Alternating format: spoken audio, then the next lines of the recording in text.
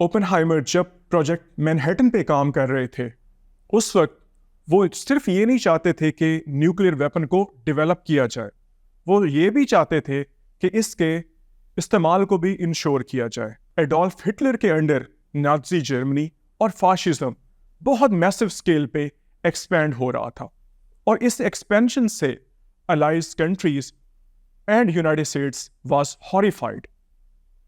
United States का सबसे बड़ा कंसर्न ये था कि कहीं ऐसा ना हो कि नाज़ी जर्मनी जो है वो न्यूक्लियर वेपन डेवलप कर ले।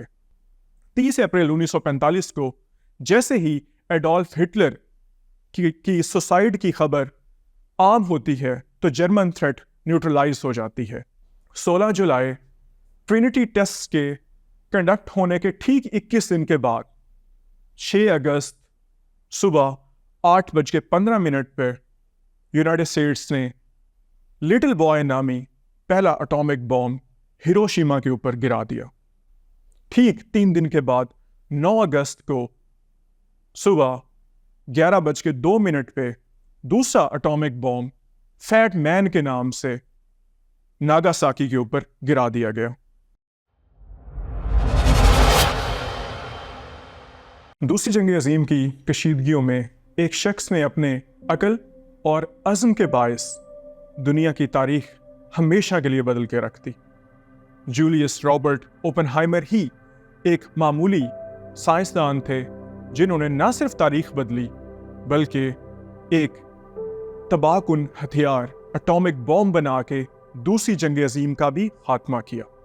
इसी की बेसिस पे Robert Oppenheimer is regarded as the father of atomic bomb. Oppenheimer जब प्रोजेक्ट मैनहट्टन पे काम कर रहे थे, उस वक्त वो सिर्फ ये नहीं चाहते थे कि न्यूक्लियर वेपन को डेवलप किया जाए, वो ये भी चाहते थे कि इसके इस्तेमाल को भी इंश्योर किया जाए। वो ये समझते थे कि अगर न्यूक्लियर वेपन को इस्तेमाल ना किया गया तो दुनिया को कैसे पता चलेगा कि ये जो वेपन है वो क्या है और इसके जो इम्पैक्ट्स हैं वो किस हद तक डेडली, हॉरिबल एंड डेवस्टेटिंग हो सकते हैं।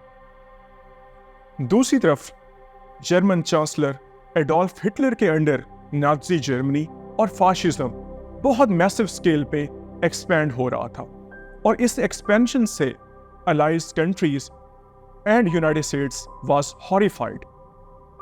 यूनाइटेड स्टेट्स का सबसे बड़ा कंसर्न ये था कि कहीं ऐसा ना हो कि नाज़ी जर्मनी जो है वो न्यूक्लियर वेपन डेवलप कर ले। नाज़ी जर्मनी उन दिनों एक प्रोजेक्ट के ऊपर काम कर रहा था जिसका नाम है यूरेनियम क्लब, और इस प्रोजेक्ट के अंडर जो है वो न्यूक्लियर वेपन्स को डेवलप करना चाहते थे। और 1939 में जब Oppenheimer university of California Berkeley में पढ़ाया करते थे तो उस दौरान उनको एक बैड न्यूज़ सुनाई गई, और वो बैड न्यूज़ क्या थी कि ओटो हान नामी एक साइंसदान ने जर्मनी में फिशन रिएक्शन को दरियाफ्त किया है, और इस फिशन रिएक्शन की डिस्कवरी ओपेनहाइमर और यूनाइटेड स्टेट्स के लिए बहुत बड़ी बैड न्यूज़ थी, क्योंकि आपको पता होना चाहिए फिशन रिएक्शन ही वो फंडामेंटल रिएक्शन है जो किसी भी न्यूक्लियर बॉम्ब की वर्किंग को इंश्योर करता है। याद रहे कि इस वक्त United States was not an active participant of world war 2। United states second world war का फॉर्मल पार्टिसिपेंट या एक्टिव पार्टिसिपेंट तब बना जब 7 दिसंबर 1945 को जापान ने यूनाइटेड स्टेट्स की रियासत हुआवी की एक नेवल बेस पर्ल हार्बर पर अटैक किया, और उस अटैक में 2403 अमेरिकन फौजी जो हैं वो मारे जाते हैं। एक तरफ से जर्मन थ्रेट इमर्ज कर रही थी और दूसरी तरफ से जापानीज थ्रेट इमर्ज कर रही थी। German threat was far more serious in comparison to Japanese threat, क्योंकि यूनाइटेड स्टेट्स का ये कंसर्न था कि जर्मनी, नाज़ी जर्मनी जो है वो एक न्यूक्लियर बॉम्ब डेवलप करने के चक्कर में है। इस जर्मन थ्रेट को टैकल करने के लिए उसके रिस्पॉन्स में यूनाइटेड स्टेट्स ने 1939 में न्यू मैक्सिको डेजर्ट में एक प्रोजेक्ट लॉन्च किया। उस प्रोजेक्ट का नाम है प्रोजेक्ट मैनहट्टन। उस प्रोजेक्ट के नामी ग्रामी साइंटिस्ट्स में रॉबर्ट ओपेनहाइमर का नाम सर-ए-फेहरिस्त रहा।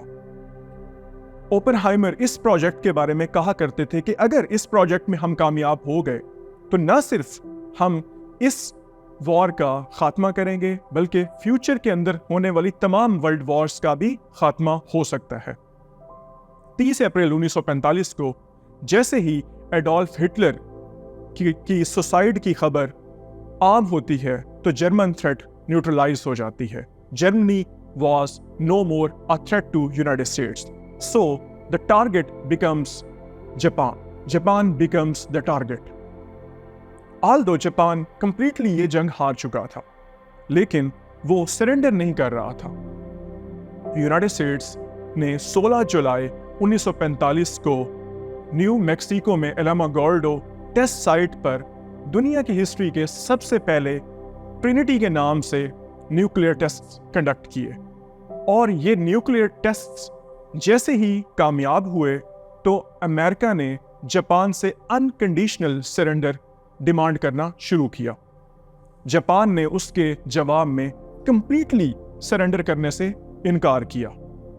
यूनाइटेड स्टेट्स के पास बॉम्ब तैयार था। यूनाइटेड स्टेट्स के पास अब दो ऑप्शंस थे उस बॉम्ब को यूज करने के हवाले से। पहला ऑप्शन ये था कि इस बॉम्ब को सीधी तरह से यूज कर दिया जाए और उसमें ज्यादा से ज्यादा लोगों को मरने दिया जाए। दूसरा ऑप्शन ये था कि इस बॉम्ब को एज अ डेमोन्स्ट्रेशन पेश किया जाए, एज अ डेमोन्स्ट्रेशन इंश्योर किया जाए, इसको टोक्यो बे में गिराया जाए ताकि ज्यादा से ज्यादा लोग तो ना मरें, लेकिन इसके हॉरिबल और डेडली इम्पैक्ट्स जो हैं वो दिखाए जा सके, ताकि उन इम्पैक्ट्स को देख के जापान सरेंडर कर सके। इन दोनों ऑप्शंस को ओपेनहाइमर ने रिजेक्ट किया। ओपेनहाइमर ने यूनाइटेड स्टेट्स मिलिट्री के जनरल्स को बुलाया और एक प्लान कंस्ट्रक्ट किया कि इस एटॉमिक बॉम्ब को किस तरह से गिराया जाए ताकि इससे मैक्सिमम तबाही को इंश्योर किया जाना चाहिए। और शायद ओपेनहाइमर ये समझते थे कि ये न्यूक्लियर बॉम्ब का पहला यूज हो ना हो, लेकिन ये आखिरी यूज जरूर होना चाहिए, और इसको लास्ट यूज इंश्योर करने के लिए इस बॉम्ब का डेडली, टेरिफाइंग एंड हॉरिबल होना बहुत जरूरी था। इसलिए अमेरिका ने प्लान किया कि इसको ओपेनहाइमर के मशवरे के मुताबिक ही इसको यूज किया जाए। लिहाजा जापानीज सिटीज की एक लिस्ट तैयार की गई। सेकेंड वर्ल्ड वॉर में ज्यादातर जापानीज सिटीज तो तबाह हो चुके थे, सिवाय 3-4 जापानीज सिटीज के जिनको जानबूझकर बचाया गया था ताकि उसके ऊपर न्यूक्लियर मिसाइल्स को टेस्ट किया जा सके। हिरोशिमा एक ऐसा ही शहर था जो फ्लैट शहर था, और उसमें जब एटॉमिक बॉम्ब गिराया जाना था तो उस एटॉमिक बॉम्ब के ज्यादा से ज्यादा मनफी असरात को एनालाइज करना और उसको देखना ज्यादा जो है वो पॉसिबल था। 16 जुलाई ट्रिनिटी टेस्ट के कंडक्ट होने के ठीक 21 दिन के बाद 6 अगस्त सुबह 8:15 पर यूनाइटेड स्टेट्स ने लिटिल बॉय नामी पहला एटॉमिक बॉम्ब हिरोशिमा के ऊपर गिरा दिया। ठीक 3 दिन के बाद 9 अगस्त को सुबह 11:02 पे दूसरा एटॉमिक बॉम्ब फैट मैन के नाम से नागासाकी के ऊपर गिरा दिया गया, और इन दोनों बॉम्बिंग से 2,11,000 लोग मारे गए। ठीक 6 दिन के बाद जापान ने 15 अगस्त 1945 को अनकंडीशनली सरेंडर कर दिया। And Robert Oppenheimer was the person who made it happen, and Oppenheimer was the person who put end to all future world wars. Thank you.